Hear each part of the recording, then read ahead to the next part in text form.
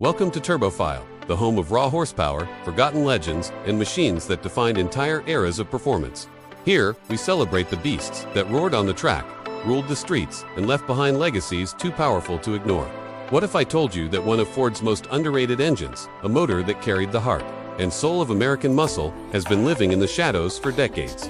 The Boss 351 Cleveland, produced between 1969 and 1974, was a mechanical masterpiece, a high-revving V8 that promised domination, but was never given the chance to shine in the spotlight it deserved.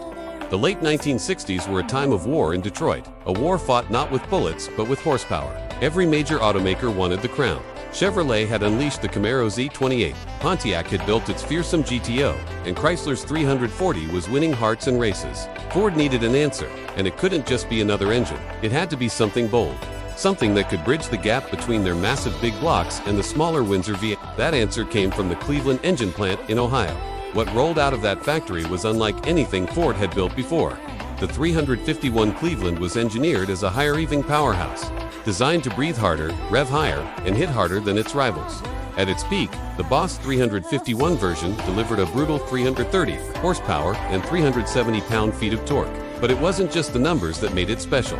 This engine featured innovative canted valve heads, massive intake and exhaust ports, a high-flow intake manifold, and a 4-barrel Autolite carburetor that fed it with endless fuel and air.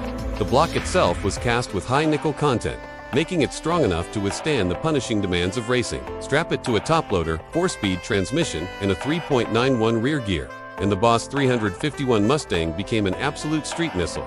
Reviews from the era claimed it could outrun almost anything in its class, with a savage acceleration and a willingness to scream into high RPMs where others tapped out. It was, in every sense, a true muscle car weapon. But here's where the tragedy comes in. Just as the Boss 351 was finding its footing, the world began to change.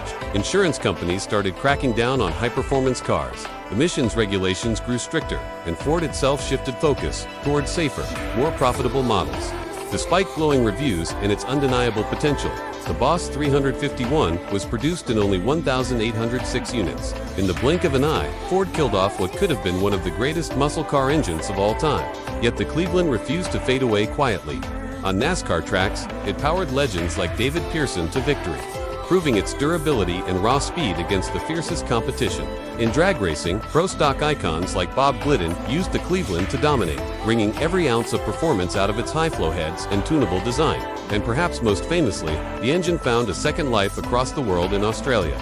Down under, Ford S Falcons were fitted with the Cleveland and taken to the brutal endurance of the Bathurst 1000. Drivers like Alan Moffat pushed Cleveland-powered machines to the limit, securing wins and cementing its reputation as one of the toughest engines ever built. It even gained pop culture immortality as the heart of the Mad Max Interceptor, turning the Cleveland into a symbol of raw survival and rebellion.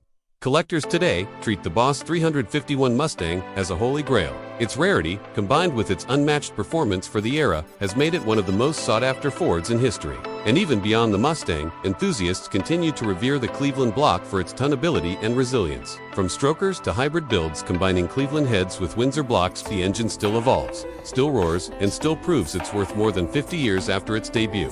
The Cleveland story is one of brilliance and heartbreak. It had the engineering, the performance, and the pedigree to dominate the muscle car wars. But it arrived at exactly the wrong moment in history, a victim of timing, regulations, and corporate caution. But sometimes, legends aren't measured by production numbers or sales figures.